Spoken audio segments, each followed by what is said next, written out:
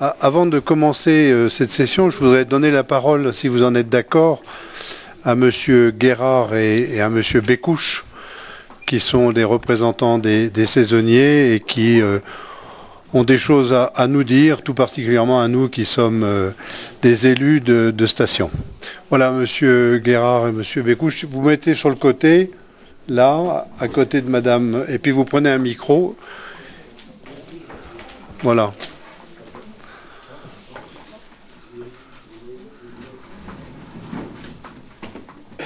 Pressez sur le bouton. Ouais, super. Bonsoir à tous et merci de nous recevoir. Donc on est venu là pour débattre de la problématique des saisonniers. Hein. Vous n'êtes pas sans savoir qu'il y a quand même beaucoup de saisonniers dans notre région et qu'il y en a beaucoup qui travaillent dans la remontée mécanique et beaucoup aussi qui travaillent dans l'hôtellerie, la restauration, toutes ces petites mains qui sont très importantes pour le devenir de nos stations, qui sont quand même à vocation balnéaire pour beaucoup, d'autant qu'on a de moins en moins d'industrie dans le secteur. Voilà. Donc je vais faire court. Je vais vous lire la lettre de préparation qu'on a fait. Vous m'avez fait peur là, on n'est pas balnéaire ici. Ouais. La mer n'est pas remontée jusque là quand même. Ouais, ça va pas tarder, monsieur le maire, ça va pas tarder. Donc bonjour, bonsoir. Comme vous le savez, les saisonniers se mobilisent pour dénoncer leur précarité et surtout les mauvais coups qui leur sont portés par ces 3 mesures prises par le gouvernement. 1. Le projet de dégradation des retraites. 2. Les nouvelles réglementations d'indemnisation du chômage. 3. La menace de voir disparaître la reconduction automatique des contrats de saisonniers dédomesticables. La retraite à points, c'est points de retraite. Le projet du gouvernement attaque en premier lieu les femmes et les précaires dont les carrières sont hachées. 80% d'entre elles sont en temps partiel, pas forcément choisies. Les pensions ne prendront plus en compte les 25 meilleures années, mais l'ensemble de la carrière. Par conséquent, la plupart des saisonniers vont perdre plusieurs centaines d'euros de pension par mois. Ils devront en outre travailler jusqu'à 64 ans et plus pour ceux qui y arrivent. La nouvelle réglementation du chômage, elle est rentrée en vigueur au 1er novembre 2019, avec de nouvelles mesures prévues au 1er avril 2020, encore plus pénalisantes pour les saisonniers. Alors que le chômage est responsable d'environ 14 000 décès par an, troubles cardiovasculaires, troubles du sommeil, addiction, soit 4 fois plus que les accidents de la route, le gouvernement finance la suppression de l'ISF à 3,5 milliards d'euros en tapant sur les plus précaires. Bilan. 1,3 million de perdants, dont 250 000 personnes qui n'ouvriront pas de droits et 420 000 personnes qui verront leur allocation baisser de 30 à 50%.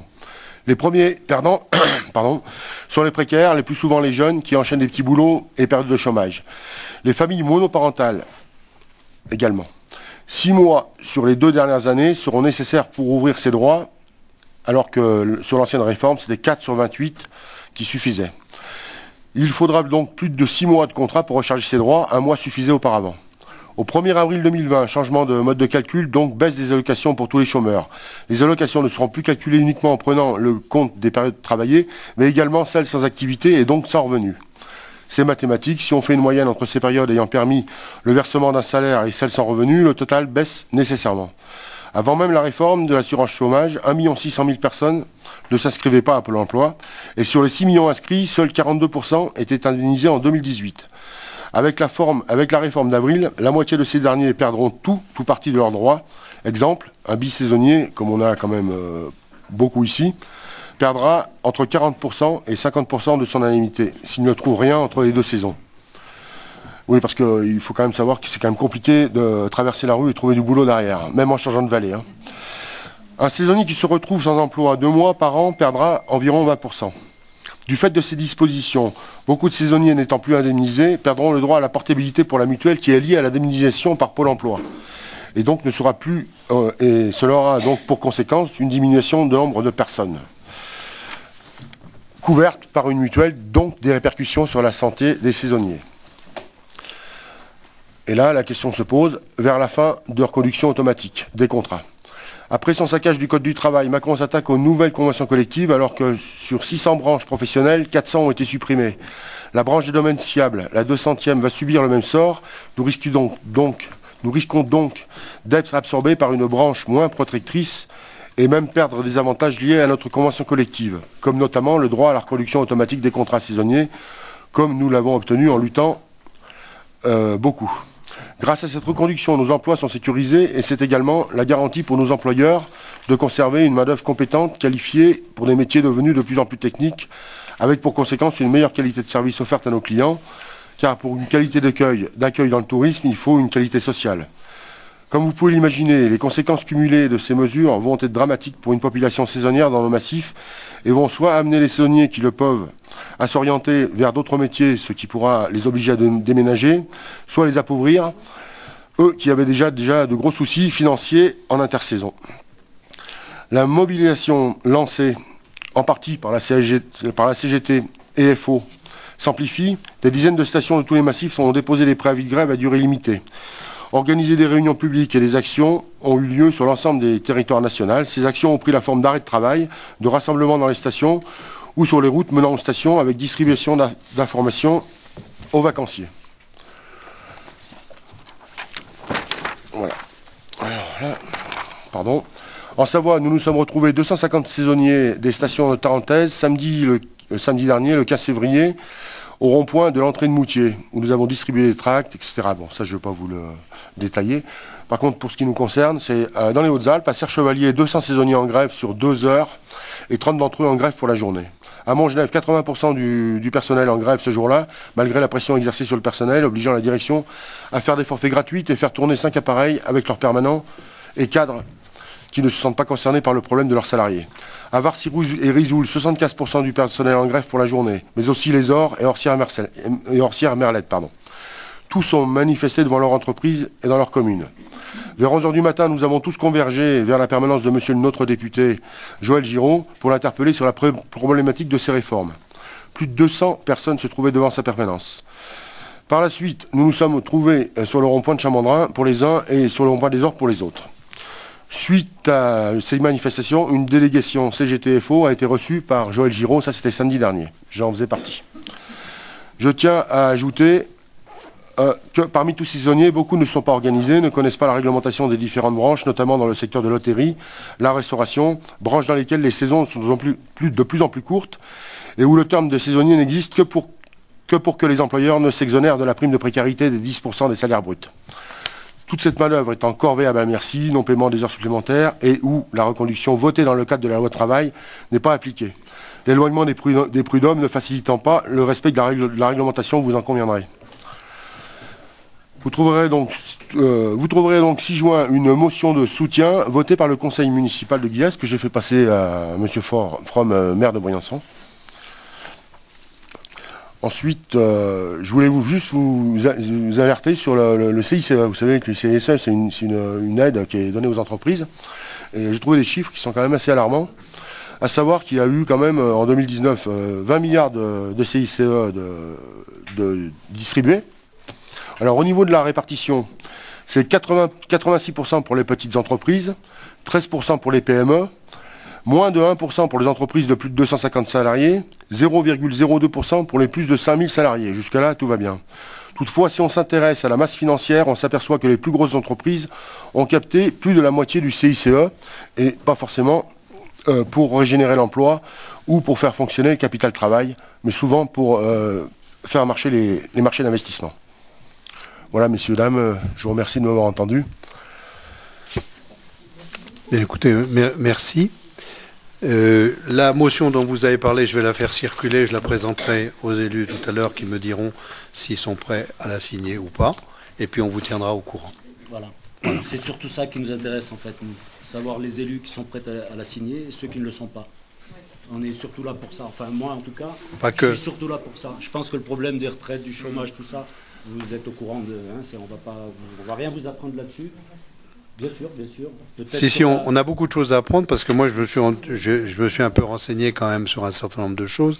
Et là, j'ai des exemples qui sont assez impressionnants. Pour une personne qui a travaillé 1 mois sur 2 pendant 2 ans, elle était payée 1 425 € par mois travaillé. Aujourd'hui, alors avant la réforme, Pôle emploi lui versait 1 065 € pendant 12 mois.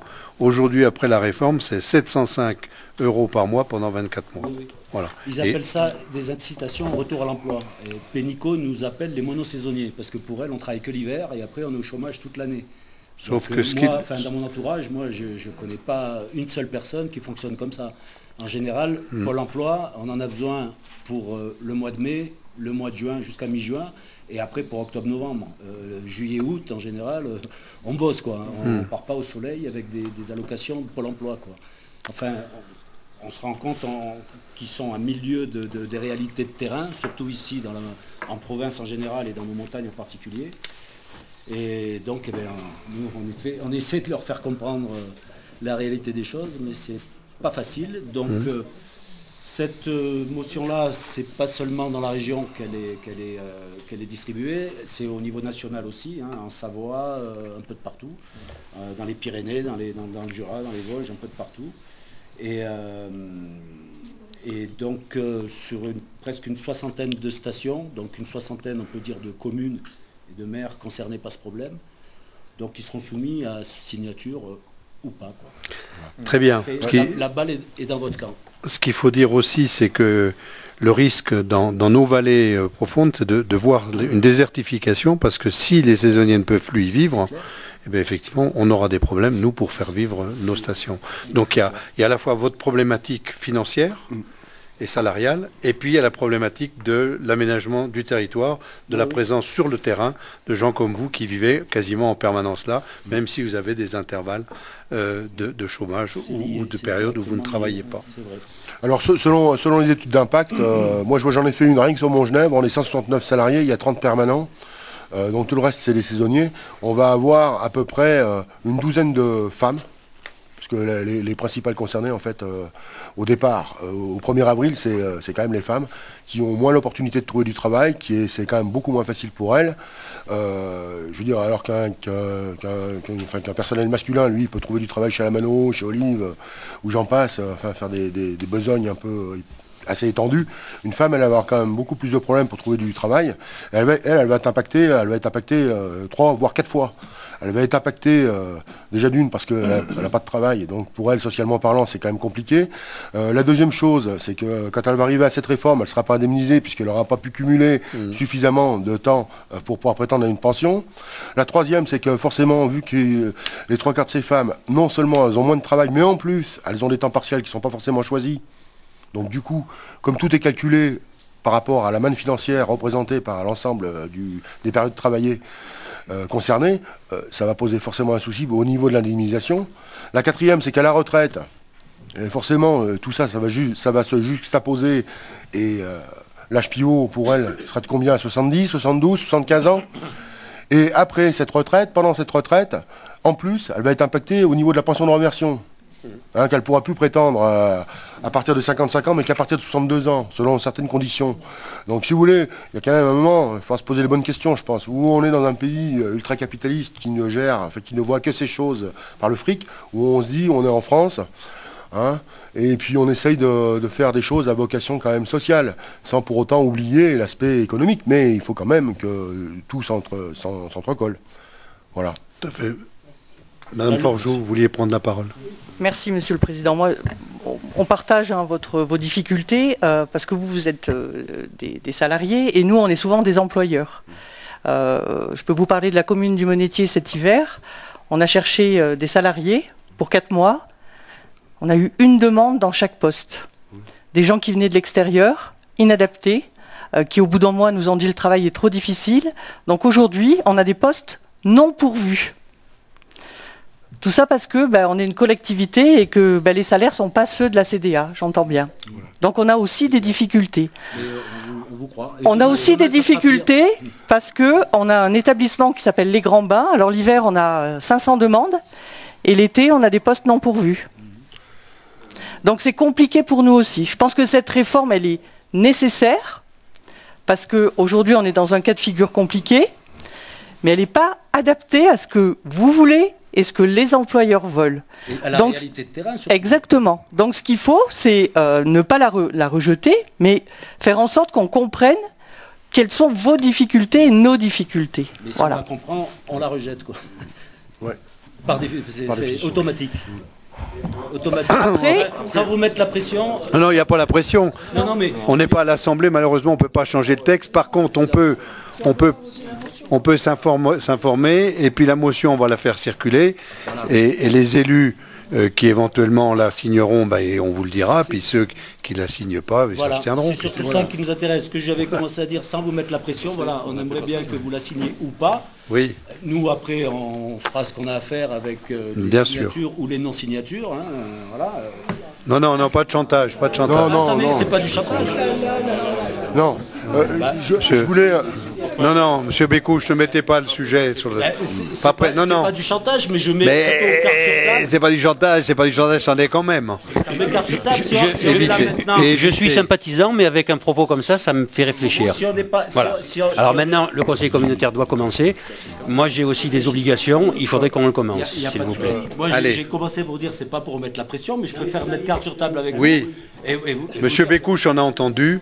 Monsieur Guérard, le dernier mot, et puis on arrête parce qu'on a... Moi, je voulais juste apporter de l'eau à votre moulin, madame. Je n'ai pas noté votre nom. Madame Fongier. Madame Fongier, juste pour alimenter de l'eau à votre moulin, vous savez que vous n'êtes pas sans savoir connaître la loi montagne. Je ne sais pas si on peut parler loin de ce micro. Oui, bien sûr. Voilà. Donc la loi montagne qui a été dans les années 88, 89, 85 même, oui, avec Robert, qui a été initié avec Robert de Comont,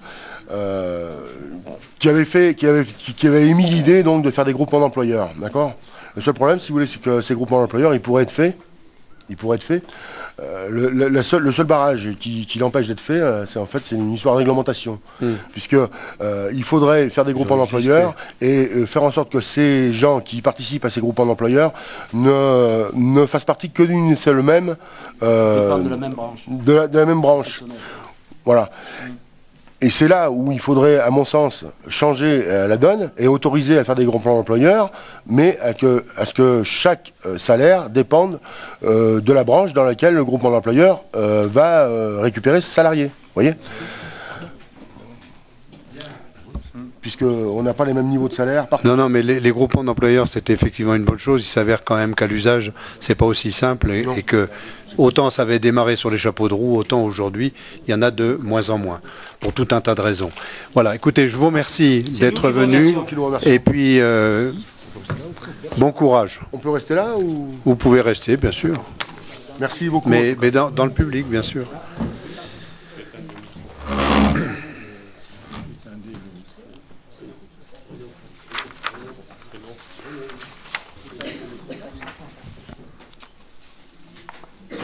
Alors, avant de démarrer, j'ai une petite lecture à vous faire, mais pas très longue, qui nous arrive de la DDT.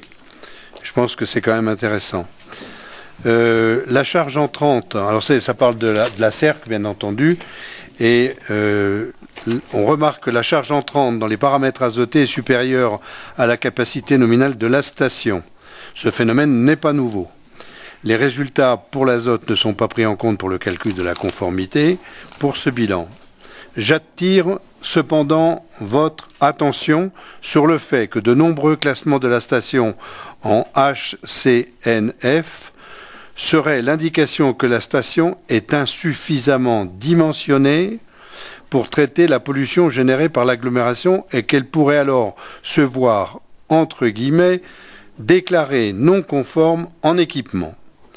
Vous avez initié une réflexion sur l'extension de la station d'épuration, de façon à pouvoir traiter ces surcharges en azote.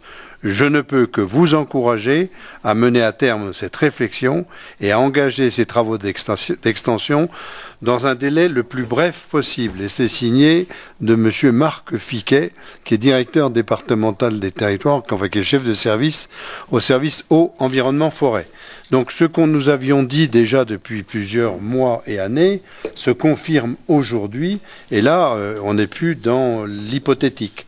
Donc je pense que cette information, il est important que chacun de vous puisse l'avoir. Voilà, c'est tout ce que j'avais à dire en introduction. Alors on va faire l'appel maintenant. Madame Guérin, Madame Dardenne, Monsieur Pétieux, Madame Guigli, Madame Bovetto, Ravel. Elle est là. Oui. Monsieur Maurice Dufour, Monsieur Yvon Aiguier, M. Gilles Martinez m'a donné pouvoir. Mme Marchello a donné pouvoir à Mme Guigli. M. Alain Prorel. Mme Petelet. M. Mohamed Djeffal. Mme Jiménez. M. Grisca a donné pouvoir à M. Monnier. Mme Valdener. M. Monnier. Et Mme Mulac a donné pouvoir à Mme Forjoux. M. Vioujas. M. Sevrez. Mme Forjoux. M. Guiglielmetti. M. Guy Hermite. Ok. M. Jean-Louis Chevalier. Présent. M. Pierre Leroy. Présent. M. Barnéo a donné pouvoir à M. Vioujas. Mme Blanchard a donné pouvoir à M. Galliano. Et Mme Alire a donné pouvoir à M. Leroy. M. Galliano. M. Gilles Perly. Présent. M. Émeric Salle. Présent. M. Thierry Bouchier. Présent. M. Olivier Fons. M. Fine Sébastien. Mme Arnaud Patricia. M. Perrineau est absent comme d'habitude. Secrétaire de séance. Mme Perrineau? Non. Madame Arnaud, excusez-moi. Ouh là là, ouh là là. Ouh là là là là. Allez, moins 3 points. Suppléant ou suppléant, Monsieur Monnier. Allez. Voilà qui est fait.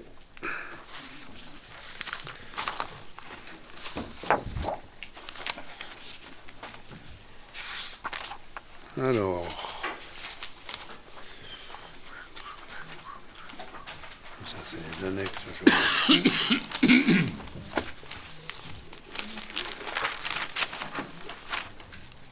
Alors, je vais vous demander d'approuver le procès-verbal du Conseil communautaire du 11 février. Vous avez des remarques? Pas de remarques, je le mets aux voix. Y a-t-il des votes contre? Des abstentions? Il n'y en a pas. Je crois que pour ce qui est des décisions du président, il n'y en a pas.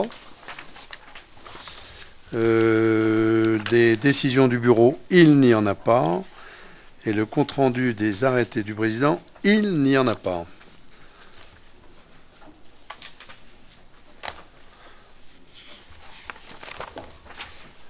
Bien. Donc nous allons attaquer les délibérations avec la première qui concerne l'indemnité de conseil du receveur pour 2019. Et c'est Olivier Fons qui rapporte. Oui, donc le comptable public Didier Laurent a sollicité la communauté de communes pour le versement d'une indemnité de conseil qu'il a lui-même fixée à 50%, ce qui représente 1 262,17 €.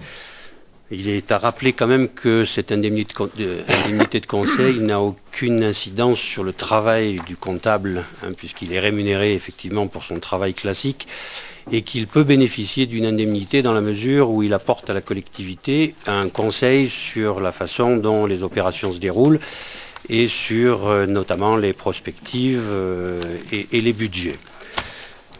Et donc la situation financière de la collectivité.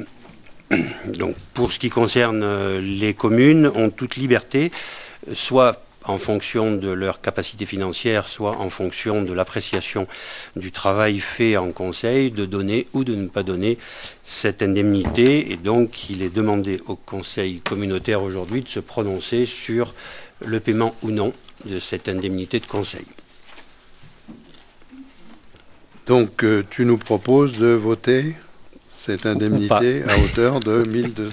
Il faut choisir l'un ou l'autre. C'est ça. Hein, voilà. Donc, est-ce qu'il y a des prises de parole concernant cette indemnité à verser au conseil du receveur? Merci. Comment? Mais prenez le micro. Merci. Bonjour. Est-ce que ce receveur répond aux critères dont Olivier nous a parlé? Est-ce qu'il nous donne des conseils? Est-ce qu'il suit, etc. Sur le principe, compte tenu de la charge de travail qu'ils ont et des difficultés qu'ils ont au niveau des personnels sur les trésoreries, non, le travail n'est pas fait. En ce qui me concerne, je pense qu'il n'est pas fait. Pour la commune de Villars, je ne l'ai pas voté non plus, parce qu'effectivement, c'est indépendant de sa rémunération traditionnelle et classique pour le travail qui est fait. Voilà. Bien, vous avez une réponse. Donc je mets cette délibération aux voix. Quels sont ceux qui sont contre? M. Fons, Mme Dardenne et M. Pierre Leroy. Par contre, mon pouvoir, je m'abstiens. D'accord. Donc, abstention. Alors, M. Pétieux, Mme Valdener, Mme Guigli et son pouvoir. Et donc, Pierre, abstention sur ton pouvoir. Très bien. Délibération suivante concerne les comptes de gestion 2019. Oui, donc là, de la même façon, le comptable du Trésor doit effectivement, en comptabilité double, avoir une comptabilité identique à celle que nous avons engagée. Et là, il s'avère qu'effectivement, sur le plan de la comptabilité effectuée par le comptable, elle est identique à la nôtre. Et donc, il est proposé effectivement, après l'avis de la commission AGF du 13 février et du bureau des vice-présidents du 17 février, qui, eux, étaient favorables, de se prononcer au niveau du conseil communautaire sur le compte de gestion du percepteur.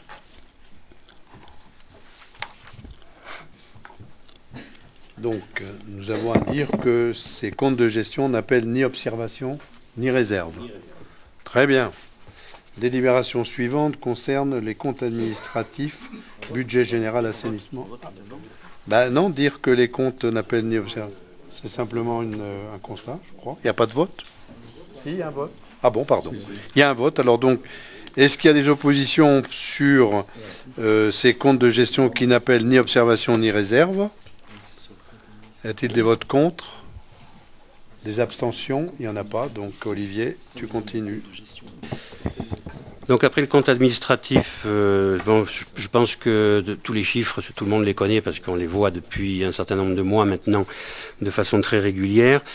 Simplement à dire qu'au niveau de la section de fonctionnement pour le budget général, les dépenses sont contenues puisqu'on a dépensé 94% de nos objectifs.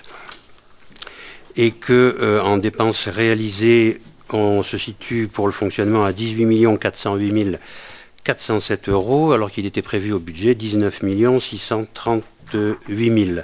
Les principaux postes d'économie se situent au niveau des charges générales, avec un taux de réalisation de 88%. Au niveau des frais de personnel, on avait prévu des budgets de l'ordre de 6,5 millions et on a engagé 6 millions pour les frais de personnel, soit 92% des budgets prévisionnels.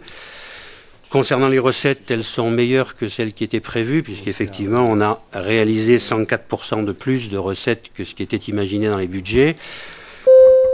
Les principaux postes d'évolution favorables, ce sont les dotations, subventions et participations, ainsi que les impôts et taxes et les produits des services du domaine et des ventes diverses. Donc pour des recettes, 21 256 000 engagés.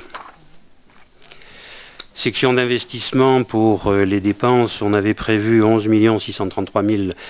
On a engagé 3,2 millions, donc un poste d'investissement très raisonnable qui représente 28% seulement de ce qu'on avait prévu. Et ce taux se monte à 44% si on déduit les opérations de maintien du fonds de roulement et des provisions pour les années futures, soit 4 200 000 €.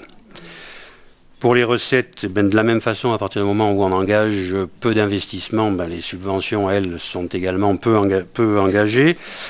Et on a 38% des subventions qu'on avait prévues d'enregistrer qui l'ont été par rapport au budget qui était de 2 953 000.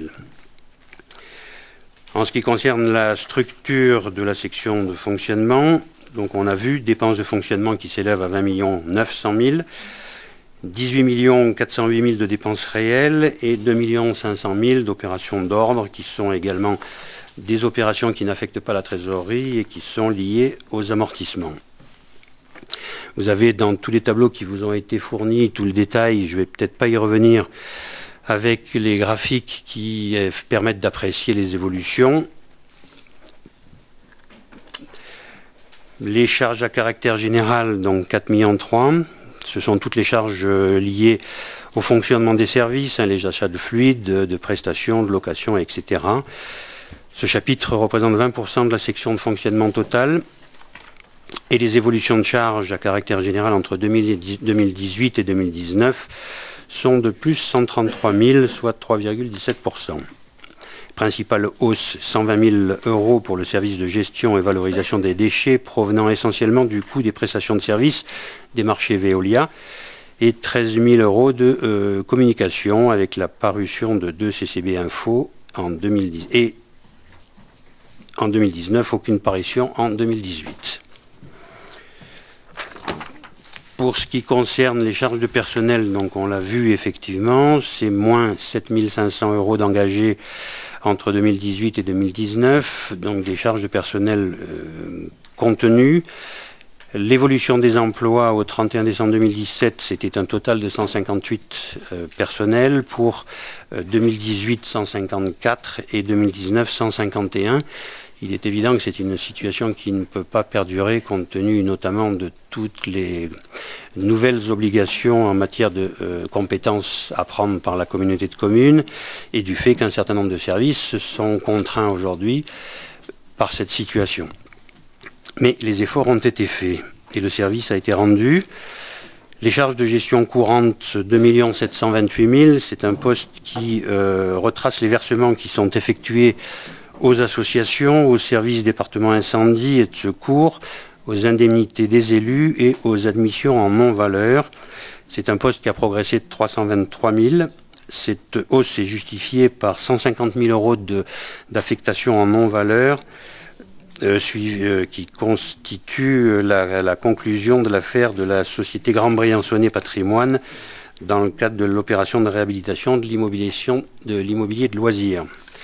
Il y avait également 122 900 de subventions versées à des offices du tourisme pour l'exercice de la compétence promotion du tourisme et 38 388 de contributions versées au service départemental de l'incendie et de secours, sachant que vous avez un tableau qui reprend l'évolution de ces charges et qui en 2019 se situe à 1 85 986 €, soit une augmentation de 3,67%.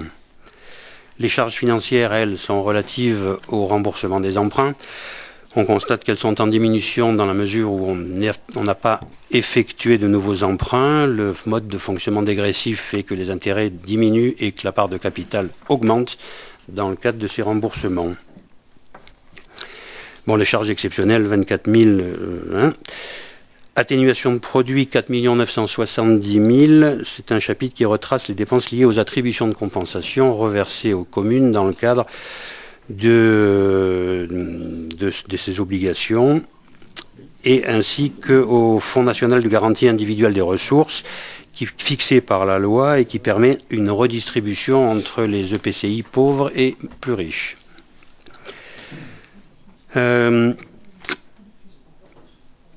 Voilà, donc pour ce qui concerne le FPIC, entre 2018 et 2019, il a progressé de 10,36% puisqu'on versait 253 000 et qu'on en verse 280 000 actuellement.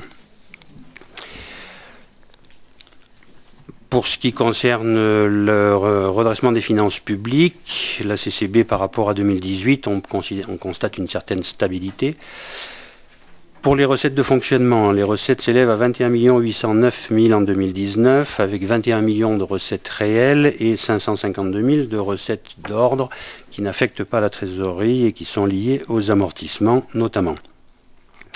Donc vous avez l'évolution des comptes administratifs 2017, 2018, 2019 qui vous donne l'évolution de ces recettes qui étaient en 2017 à 20 millions 6, 2018 22 millions et 2019, 21 millions 8. Donc on constate effectivement que les recettes sont contraintes et qu'elles n'ont pas tendance à évoluer très favorablement. Les atténuations de charges dans le cadre des recettes, c'est un chapitre qui retrace les remboursements d'assurance qui sont liés notamment à la charge de personnel. Donc c'est un chapitre qui est en baisse de 42 674 €. Le montant des atténuations de charges varie en fonction des arrêts de travail, donc il est évident que c'est une recette mais qui n'est pas favorable. Produit des services, 1 152 000. Ce chapitre retrace les recettes liées à l'activité propre des services, les dépôts en déchetterie, inscription en crèche, conservatoire et beaux-arts, vente d'électricité, des panneaux photovoltaïques et de la redevance spéciale. Chapitre qui représente 5,29% de la section de fonctionnement totale et qui enregistre une augmentation de 9,75%, 62 375 €, avec des variations qui sont inégales en fonction des services, mais les tableaux qui vous sont fournis dans la page 11 du document vous relatent effectivement par différents services les évolutions. Pour ce qui concerne les impôts et taxes, c'est 16 millions d'euros qui regroupent les taxes des ménages, habitations et foncières, les taxes des entreprises, CFE, contribution foncière des entreprises, le CVAE, cotisation sur la valeur ajoutée, et la TASCOM, taxe sur les surfaces commerciales. C'est un chapitre qui représente 73% du total des recettes, et qui est en évolution de plus de 173 000 entre 2018 et 2019. Vous avez également le détail qui vous est fourni par année sur toutes ces différentes fiscalités directes et également fiscalités transférées, pour porter ces recettes en 2019 à 15 744 516 €. Le reste de la variation provient des rôles supplémentaires et des compensations de fiscalité qui sont versées par les communes à la CCB. Dotation et participation, 3 160 468. C'est un chapitre qui correspond à la dotation globale de fonctionnement, les subventions versées pour le fonctionnement des services et les compensations fiscales qui sont versées par l'État. Un chapitre qui représente 15% pratiquement des recettes de la collectivité et qui a évolué de plus de 184 000, soit 10% quasiment d'augmentation. Vous avez également les tableaux qui reprennent toutes les différentes dotations et allocations, avec une petite parenthèse sur l'impression qu'on peut avoir d'une hausse entre 2018 et 2019 de la DGF, qui passe d'1,4 million à 1,6 million. En réalité, c'est simplement par le fait que l'on a perçu une dotation d'Interco cette année qui est de 200 000, et je suis obligé de le dire même si c'est très très long, et qui, par rapport au prélèvement sur la fiscalité, représente une certaine augmentation virtuelle. Après, concernant les autres subventions et participations, donc 53 000 de plus, vous avez le détail bien évidemment qui est fourni, je ne vais pas y revenir. Les produits de gestion courante, 761 000. C'est un chapitre qui comptabilise les loyers qui sont encaissés, les remboursements de charges et produits liés au soutien et aux achats de matières dans le cadre de la valorisation des déchets recyclables. Donc ces produits augmentent de 1,44%, soit 10 000 €, ce qui est relativement faible. Les produits exceptionnels, ils sont peu significatifs, 10 000 €.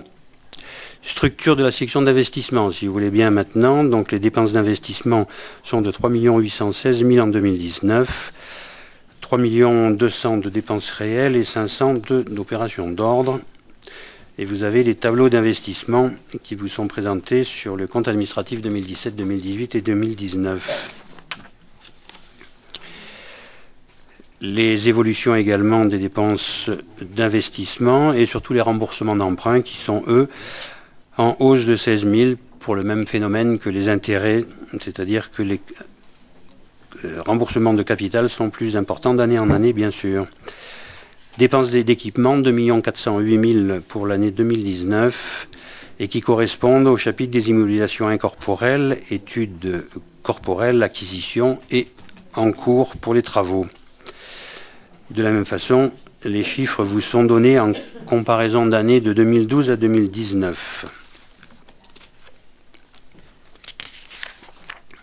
C'est vrai qu'on a un ordre du jour qui est très chargé.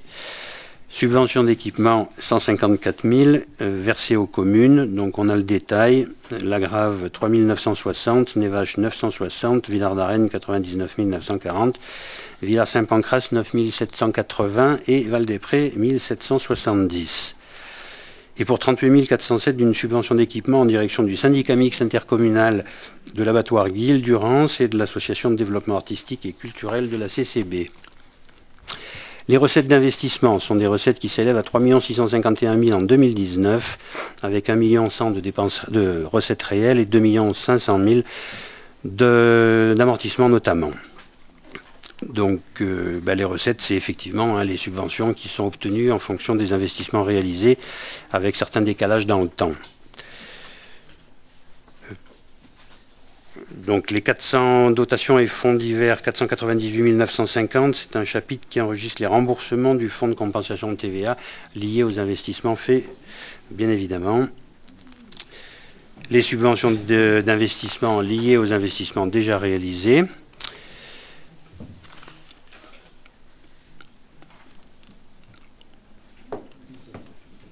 Voilà. Pour le budget général, c'est fait. Est-ce que vous voulez qu'on fasse le budget d'assainissement? Oui. Pourquoi c'est budget ça? Je suis déjà allé dans le budget. Ah, c'est compte administratif. Alors, budget, compte de l'assainissement, compte administratif. Section de fonctionnement, dépenses 1 191 046,35 €, avec 925 000 de dépenses réelles et 265 000 d'amortissement. Dépenses de fonctionnement, vous avez les comptes administratifs 2016 à 2019 qui sont détaillés sur la page 21 du document d'accompagnement pour un total de 925 000. Charges générales 239 000, des charges de personnel de 79 000, je crois que c'est deux personnels qui sont concernés, des charges financières pour 16 000 et des charges exceptionnelles pour 589 891,20. Donc on va passer, c'est surtout les charges exceptionnelles qui sont à voir. C'est une forte augmentation de ce chapitre qui est compensée par l'augmentation de façon similaire du chapitre 74, subvention d'exploitation en recettes. C'est la subvention encaissée par la CCB pour le compte de la CERC et qui donne donc lieu à un reversement à la CERC. Les recettes de fonctionnement 1 544 000, avec pareil le détail des comptes administratifs qui n'appellent pas de remarques particulières, si ce n'est les 597 000 de recettes qui sont compensées par les charges de l'autre côté.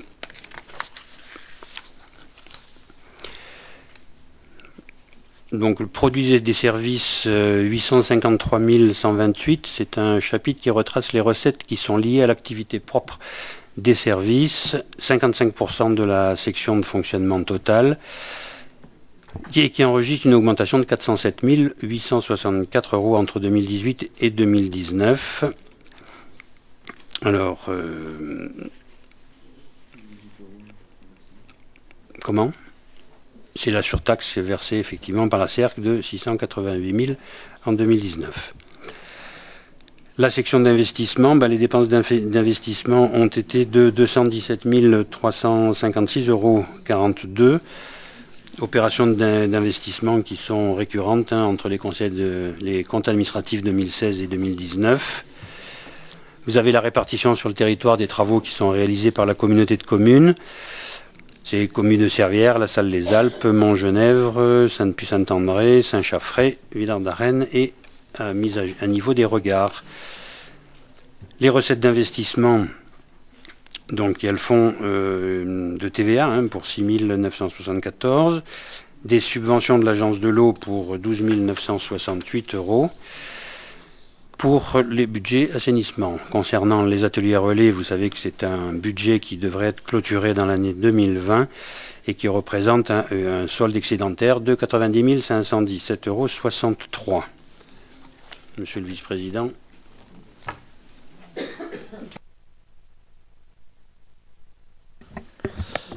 Donc par rapport à ces comptes administratifs, y a-t-il des questions?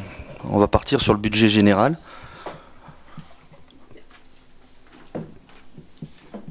Pas de questions, pas de remarques? Donc concernant le budget général, je soumets ces comptes administratifs à vos voix. Y a-t-il des abstentions? Une. Y a-t-il des votes contre? Merci. Et concernant le budget assainissement, le compte administratif assainissement, y a-t-il des questions ou des remarques? Pas de questions. Je soumets donc ce compte administratif à vos voix. Y a-t-il des oppositions? Des abstentions? Une. Et concernant les ateliers relais, je suppose qu'il n'y a pas de questions non plus. C'est une recette pour 2020, 90 000. Donc y a-t-il des oppositions? Des abstentions? À l'unanimité, merci.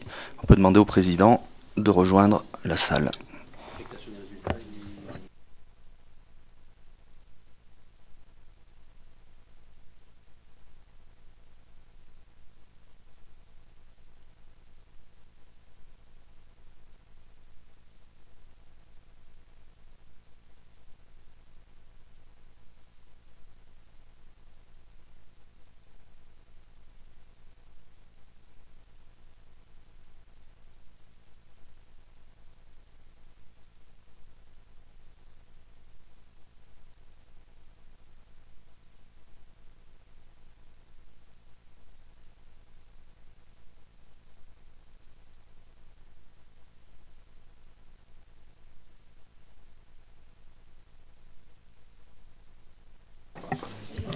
Du temps qu'on trouve le président, je propose que tu puisses continuer sur l'affectation des résultats. Tout à fait.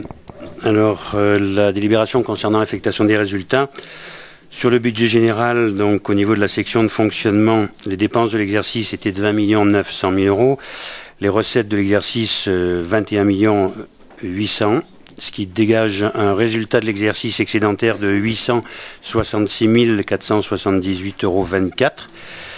Le résultat antérieur reporté des années précédentes était de 4 197 994,31 euros, ce qui correspond donc à un résultat cumulé de 5 064 472,55 euros.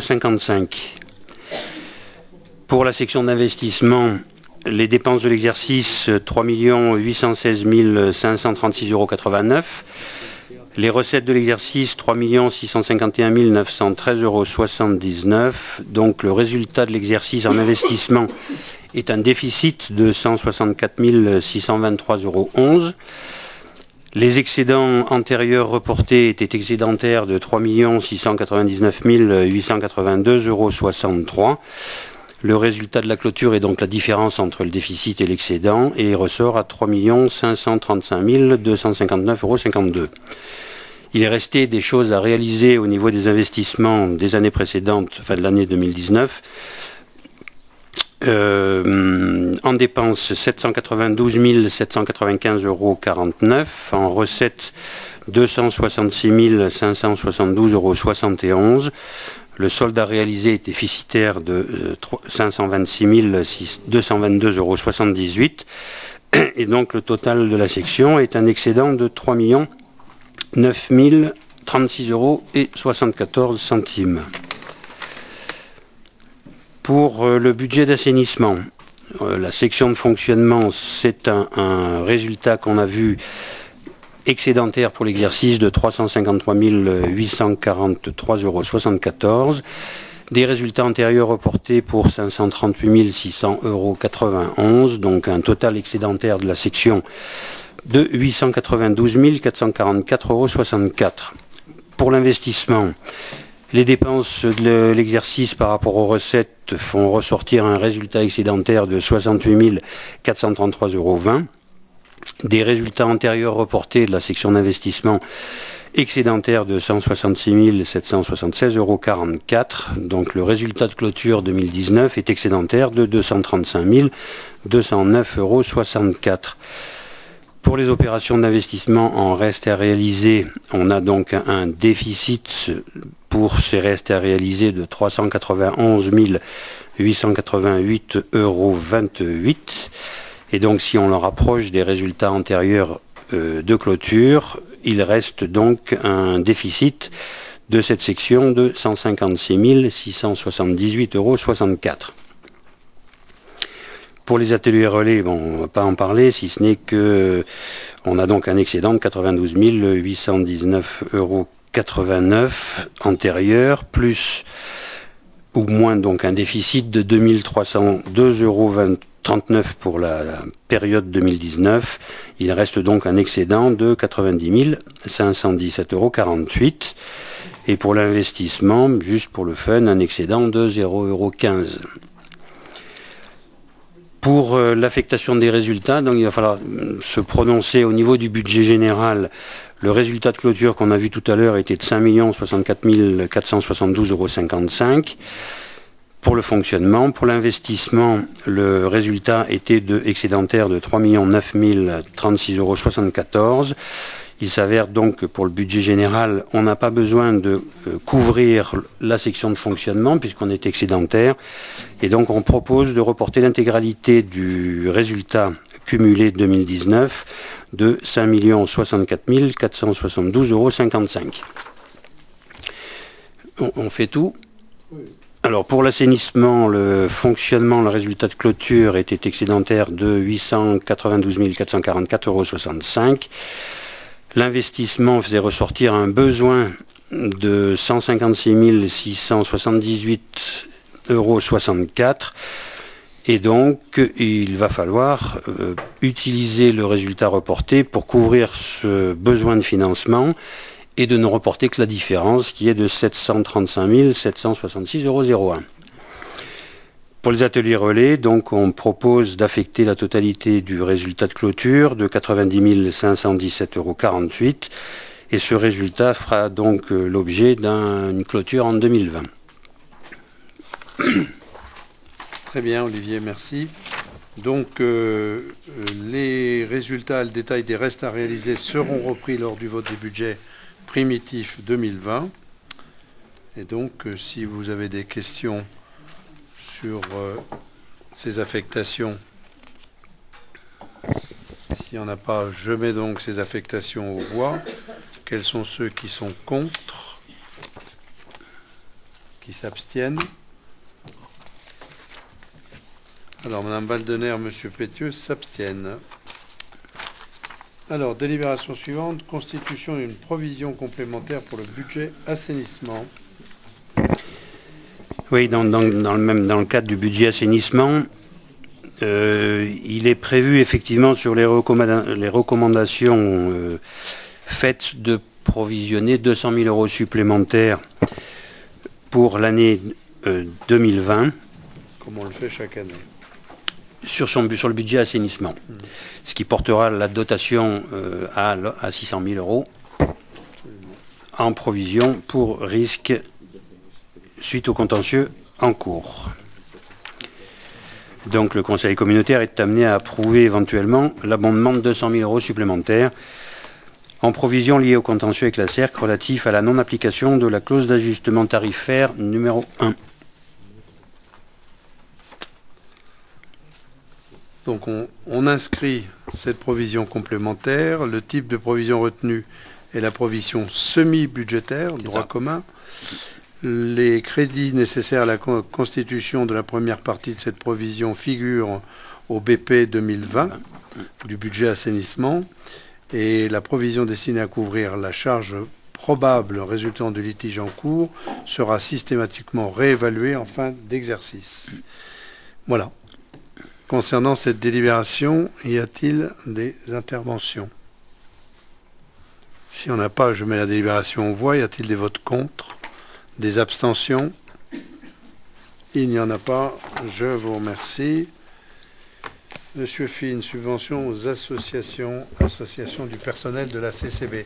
Je voudrais simplement préciser que dans les délibérations qui vont venir concernant les subventions, ceux qui sont directement ou indirectement liés à ces associations se retireront. Merci.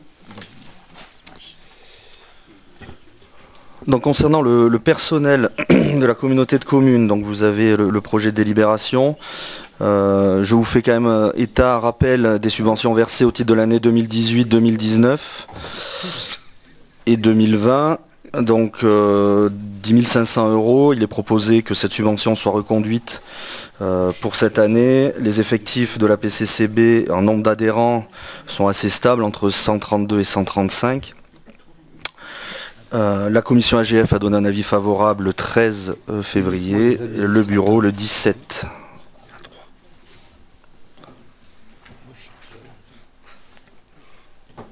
Oui. Bien. Y a-t-il des questions? Pas d'intervention.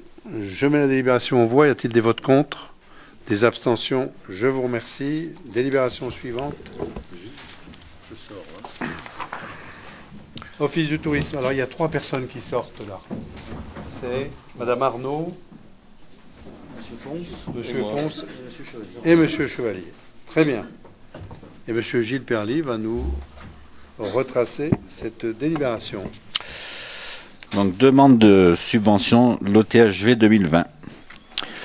Donc, on rappelle que la communauté de communes du Briançonnais a créé l'Office du tourisme communautaire sous forme associative par délibération du 19 décembre 2017.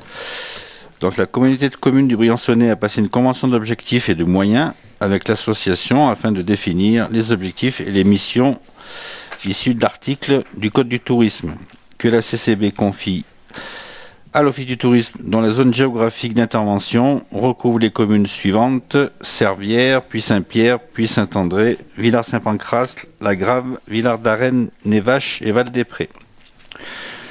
Donc actuellement l'association compte 17 bénévoles, 9 salariés qui correspondent à 7,6 ETP et 270 adhérents. Pour mettre en œuvre donc ces missions, l'association sollicite de la communauté de communes de Briançonnais à hauteur de 330 100 € pour l'année 2020 sur la base du plan de financement qui est proposé. Donc pour information, donc l'année dernière, les différentes dépenses s'élevaient à 376 650. Aujourd'hui, pour le budget 2020, il est proposé un montant total de ces dépenses pour 279 100 €. Et les recettes qui vont en face, donc, sont mentionnées dans le budget. Donc la vente et prestation de services prévue pour 5 000 € cette année, vente de marchandises 4 000 €, les cotisations des adhérents 40 000 €, et donc la subvention de la CCB légèrement inférieure à 2019 à 330 100 €.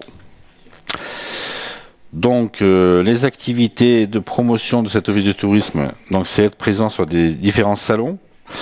Donc salon du randonneur de Lyon en mars, Touchus Ex au mois de novembre 2020, un salon en Allemagne en janvier 2020, un salon presse à Londres en janvier 2020, workshop Bruxelles en septembre. Il y a des éditions prévues sur 3 guides, un par secteur donc de cet office de tourisme, le journal de 2020 ainsi que des brochures. Donc il est précisé que le montant de ces subventions doivent être couverts en tout et partie par la réduction des attributions de compensation en cours de détermination dans le cadre du transfert de la compétence promotion du tourisme dans les 8 communes qui forment cet office du tourisme des Hautes-Vallées vers la CCB. La commission de tourisme le 19 décembre est bien évidemment favorable, la commission AGF également le 13 février et l'avis du bureau le 17 février a été aussi favorable. Donc il est demandé d'approuver le versement de cette subvention de 330 100 € en direction de l'association Office du tourisme des Hautes-Vallées et dire que donc, les crédits sont prévus au budget général primitif de 2020. Très bien. Concernant cette... Oui, Madame Valdener. Oui, j'ai juste une question. Quel est le domaine d'intervention des 17 bénévoles? Des 17 bénévoles? Je suis surprise des 17 bénévoles et je voudrais savoir quel est le domaine d'intervention, parce que je n'arrive pas à comprendre. En quoi ça pose un problème? C'est le conseil d'administration. C'est intéressant d'avoir on vote une subvention, on peut avoir une information sur le fonctionnement de l'office. Enfin, je ne sais pas. Oui. Après, si vous ne voulez pas me répondre, vous ne me répondez pas. Allez, calmez-vous. Je voudrais comprendre simplement. Parce que c'est 17 bénévoles, c'est un gros chiffre. C'est les membres du conseil d'administration, oui, dont une grosse partie de sociopro. De l'association. C'est les socioprofessionnels. Donc il y a des professionnels, il y a des élus, il y en a 3 qui sont sortis. Voilà, c'est les membres bénévoles.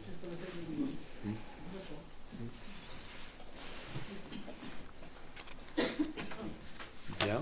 Monsieur Ujas. Je vais voter contre. La masse salariale me semble élevée. Les frais de fonctionnement, on participe à des salons, on dirait la dette. Hein. On va à Londres, on va en Allemagne, je m'interroge. Et puis les actions sont ciblées à juste titre, hein, sur la Clarée et sur la Meige. Les autres communes sont fortement oubliées. peux apporter les réponses à, oui, bien sûr. à M. Vioujas. Concernant spécifiquement le secteur Isoire, à la fin de l'été, moi j'ai pas les chiffres, les derniers chiffres. Bon, je vais pas lister l'ensemble des choses, mais entre les publications, les brochures, les comptes en